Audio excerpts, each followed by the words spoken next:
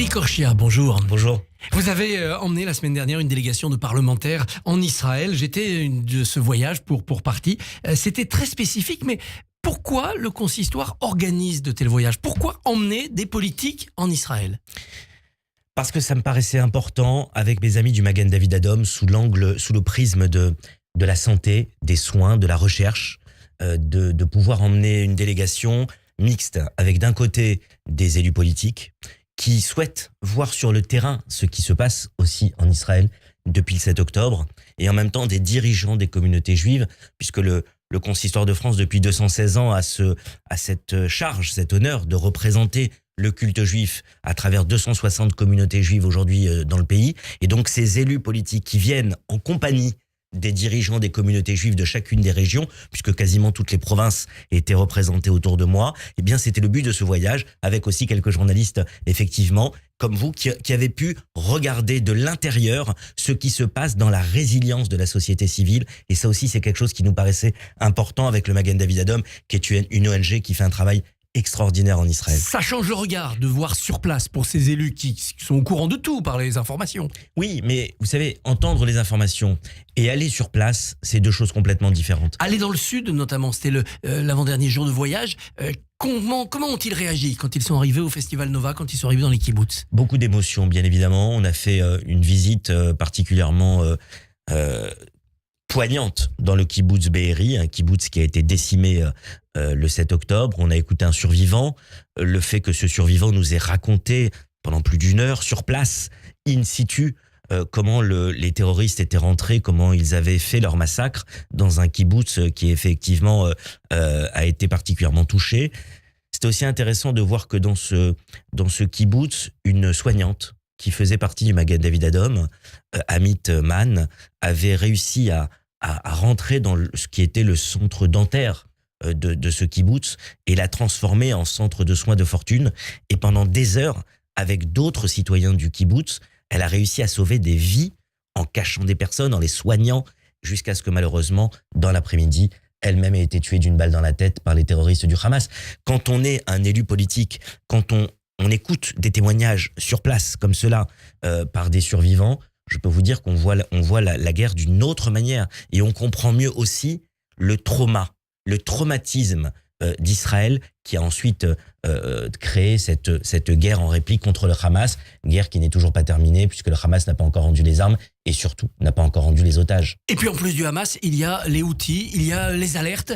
Tel Aviv vit au rythme de ces alertes missiles. Bien sûr, et nous en avions vécu sur place, et là aussi c'était important, quand on est en Israël, on comprend ce que c'est qu'au quotidien, à n'importe quelle heure de la journée ou de la nuit, eh bien, on peut être soumis à des alertes, et il faut à ce moment-là, il y a quelques secondes, pour aller se cacher, pour aller se réfugier dans un mamad, dans un abri. Et quand on est dans un hôtel, par exemple, eh bien, s'il est 3 heures du matin et que l'alarme se met à sonner et qu'il y a une roquette ou un tir de missile, eh bien, on sait qu'on a 10 secondes pour aller dans l'abri sécurisé. C'est ça aussi, vivre en Israël dans cette période de guerre. Le trauma, il avait commencé dès le mot d'accueil du ministre de l'Intérieur qui a accueilli cette délégation. Lui, c'était le trauma de la libération de prisonniers palestiniens en grand nombre pour obtenir quelques otages ces dernières semaines. C'est ça, il nous a livré cette confidence particulièrement importante, je pense, quand on voit les dilemmes qui sont ceux d'Israël aujourd'hui. Ce ministre de l'Intérieur, Moshe Arbel, personnalité respectée d'ailleurs sur toute la scène politique israélienne, nous a raconté comment il a eu ce dilemme à un moment donné où il devait signer un acte de libération d'un terroriste dans l'échange entre la libération des otages et les prisonniers palestiniens. Il y avait dans ces prisonniers qui devaient être libérés celui qui avait assassiné son meilleur ami, son ami d'enfance. Et il a appelé le papa de son ami en lui disant, voilà, je dois signer dans le cadre de cet accord la libération de celui qui a tué ton fils, mon ami. Et le papa de lui dire, tu dois signer cet acte et sache que si mon fils était là, il te dirait que c'est important de le signer parce qu'il n'y a rien de plus important que de ramener aujourd'hui les otages en Israël. Et c'est ça aussi qui fait la grandeur de ce pays qui est capable de tout faire, même de signer dans des accords très difficile, très compliqué, avec des libérations de personnes dont on ne sait pas ce qu'elles vont faire demain, eh bien, de signer ce type d'acte qui permet le retour à la vie d'otage, parfois même le retour de dépouilles, mais simplement pour ramener des corps en Israël. Alors, l'un des grands moments positifs de ce voyage, c'était la visite de la Banque du Sang du Magen David Adom, impressionnante de modernité, organisation impressionnante d'efficacité. On se dit, mais pourquoi ne pas essayer d'organiser la même chose chez nous, en France ? On pourrait. Effectivement, on est dans deux structures complètement différentes. Chez nous, tout est géré, enfin, énormément de choses sont gérées par l'État, sous le contrôle de l'État. Donc, c'est le public, parfois avec des partenariats publics-privés, mais enfin, ça vient quand même souvent du public. Là, on est sur une organisation qui est une ONG qui, depuis 1950, avec la loi dite Magen David Adom en Israël, a une délégation de services publics, notamment pour tout ce qui est urgence, pour tout ce qui est soins interventionnels. Et c'est impressionnant comme modèle, puisque 15% est financé par du privé, par des mécènes, par des donateurs dans le monde entier. Et c'est une ONG qui soigne tous ceux qui sont victimes d'accidents, d'attentats, tous les blessés, notamment civils ou militaires.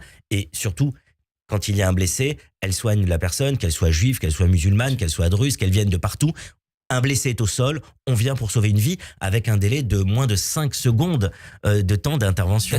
Et des gardiens de la vie, c'est-à-dire des citoyens qui sont là, sur une application, ils reçoivent une alerte, à 2 pas de chez eux, il y a quelqu'un qui a besoin d'aide, ils y vont. Immédiatement. Ça, on pourrait limiter. C'est vrai, et c'est un beau message. Je pense que les élus qui étaient présents ont pu voir cette société civile, encore une fois, qui a cette résilience incroyable. Parce que si le 7 octobre a été, avec cette première guerre terroriste, de nature terroriste sur le sol israélien, menée par le Hamas, un traumatisme, ce qu'il faut quand même remarquer, c'est que même s'il y a eu des défaillances dans tout le pays, à beaucoup de strates, la société civile a tenu bon. Et ça, c'est très important de le dire. C'est un modèle de résilience au sein de la société. Et au sein de sa société civile, il y a les soignants et il y a la recherche. Et c'est ce qu'on a vu avec la Banque du Sang, où, par exemple, la communauté juive de Toulouse avait soutenu, grâce à un legs à hauteur de 500 000 euros, la recherche justement du Magen David Adom à travers cette Banque du Sang. Et un mot aussi des élus politiques qui ont soutenu aussi le Magen David Adom grâce à des subventions pour des ambulances et des scooters médicalisés. Et ça aussi, ça a été très touchant. Très touchant.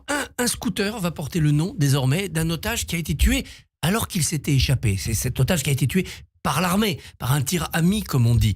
La crise, elle est profonde au cœur de l'armée, quand même, sur le 7 octobre et ce qui a suivi. Et bien sûr, mais il faut imaginer ces jeunes. Hein. Ce sont des jeunes conscrits de 18-20 ans, des filles, des garçons qui se retrouvent dans des ruelles avec des terroristes qui peuvent les piéger, les tuer à chaque coin de rue. Et effectivement, une des histoires les plus terribles, c'est celle de Yotam Chaim, ce jeune Israélien qui avait réussi dans des conditions incroyables avec 2 amis à lui à pouvoir s'échapper.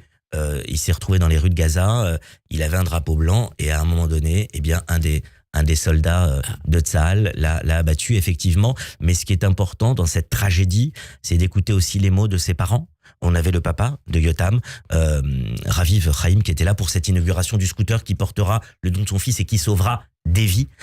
Et lorsqu'on l'a inauguré, effectivement, devant la Banque du Sang avec son papa, ce qui est important, c'est de se rappeler les mots de sa mère et de son père qui ont dit aux soldats « On sait ce qui s'est passé, mais on ne vous en veut pas parce qu'on sait que l'ennemi, c'est le terroriste. Ce sont les terroristes qui ont fait cette atrocité du 7 octobre, contre qui vous vous battez, et on sait la tragédie de la perte de notre fils, mais sachez qu'on ne vous en veut pas. » C'est important de voir aussi ce sens des parents et ce pardon finalement face à des jeunes qui malheureusement se sont trouvés dans cette situation. Et avec la mort de Yotam Chaim, il faudra voir le documentaire qui a été tourné et qui va sortir sur les écrans, qui s'appelle Looking for Yotam, qui a remporté déjà des prix et qui est un documentaire remarquable que je soutiens.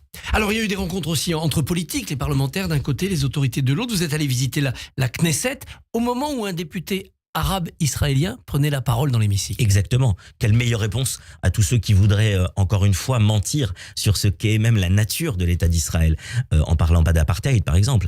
Quand vous voyez que nous sommes reçus par le président de la Knesset, comme nous l'avons été par le président de l'État d'Israël, Herzog, 2 jours avant, et lorsque nous sommes à la Knesset, nous sommes reçus par le président de la Knesset et le député francophone Yossi Taïeb qui représente le groupe d'amitié Israël-France, et puis ensuite nous visitons l'hémicycle, et à ce moment-là dans l'hémicycle, il y a un débat avec une prise de parole d'un député d'un parti arabe israélien, donc un député arabe qui prend la parole, et on voit cette ce melting pot, évidemment, en Israël, ce kaléidoscope avec beaucoup de partis qui sont représentés, y compris les partis arabes. Et on voit que cette société est beaucoup plus complexe que ce qu'on voudrait nous faire croire et qu'il n'y a pas d'apartheid. C'est comme lorsqu'on va dans les hôpitaux, on parlait des soins, vous allez dans des hôpitaux en Israël où les médecins-chefs, voire le directeur est un arabe et personne ne se pose la question de quoi que ce soit. Société complexe, paysage politique aussi divisé. Le président Herzog reçoit ses parlementaires français au moment où on ne parle que de la visite de Bardella et de Marion Maréchal.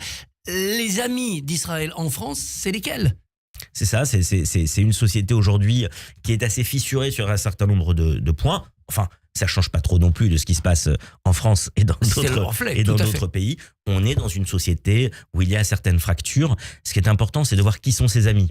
Et qui sont ses amis dans la durée, dans le temps. C'est ça qui est important. Et effectivement, tous les élus avec lesquels nous étions en tout cas sont des élus qui au quotidien, et ça c'est important de le dire, en France, pas seulement dans des déclarations qui sont faites dans les médias, qui au quotidien permettent aux Juifs de vivre dans de meilleures conditions en étant en responsabilité. C'est ça qui m'intéresse. De Toulouse à Nice, de Marseille à la Normandie, les élus qui étaient là, des maires, des députés, les sénateurs, sont des élus qui au quotidien permettent avec la communauté juive de pouvoir avoir une façon de vivre plus simple et meilleure. On va entrer en phase électorale, municipale, présidentielle, législative. Il faudra emmener d'autres parlementaires, d'autres élus locaux, en élargissant le cercle peut-être à des familles politiques plus sceptiques sur Israël. Oui, ça peut être tout à fait le cas. Moi, je me rappelle il y a 2 ans quand j'ai fait la grande convention nationale en Israël avec 250 personnalités, il y avait une 60aine de personnalités politiques. Là, nous étions une douzaine, il y avait une 50aine de personnalités politiques. Et je me rappelle de personnalités du Parti socialiste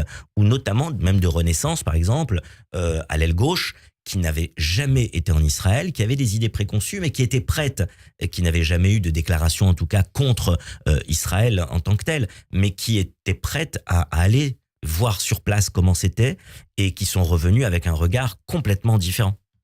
Donc, il faudra recommencer. Est-ce que le changement politique éventuel en Israël peut peser sur les relations franco-israéliennes ? Ils vont entrer en phase électorale aussi. Oui, ils vont entrer en phase électorale. Nous verrons bien ce qu'il en ressort. Je pense que effectivement, en Israël, les choses peuvent bouger, peuvent changer éventuellement. Mais je crois que les élus, ce qu'ils attendent, surtout quand ils vont là-bas, c'est de voir comment le pays est organisé plus que son gouvernement actuel, que ce soit le gouvernement X ou Y. La première chose qu'ils veulent voir, c'est comment la société fait face aux défis qui sont les siens. Et on l'a vu notamment avec les startups, notamment, et le partenariat entre la French Tech et la société aussi qui travaille ensemble entre Israël et la France. Élie Korchia, merci et bonne journée. Et à vendredi ici. Radio J. Retrouvez le Barbier du matin.